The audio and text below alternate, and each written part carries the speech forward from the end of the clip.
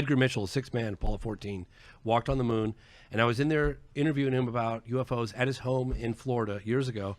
And I said, I'm so sorry to ask this question of you because I know that you must get asked this all the time, but what was it like to walk on the moon? Yeah. Come on. Of course. And I said, could you please just, would you mind? Could we just pause for a moment?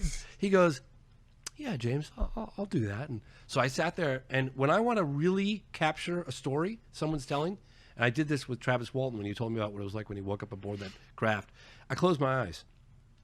And I closed my eyes because I want the words to recreate the imagery in my head so I can see it, right? So I closed my eyes and I listened very carefully, really carefully.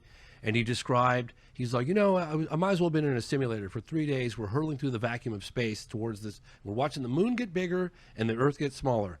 And but he goes, I might as well have been in a simulator because I was so focused on the task at hand. He gets to the moon, and then his responsibility was landing the lunar lander, right? So he's like, in this thing, he goes, I might as well have been in a simulator because we touched down and turn off all the systems. And he said it was so quiet. And he said you could hear these macrometeorites pelting the skin of the craft. They were paper thin, right? The walls of that thing. And NASA was like, you guys need to take a break. You've been up for 3 days. You need to sleep. So they got in their little bunks and they were trying to sleep. And they're like, you know what? The hell with this. We're on the surface of the moon. Let's put our suits on and go explore. So they're out there on the surface of the moon. And he looks out and he watches this Earth rise. Okay. And he said there was this blue marble suspended in a vacuum of black darkness that you cannot even imagine. Like it's our life support system.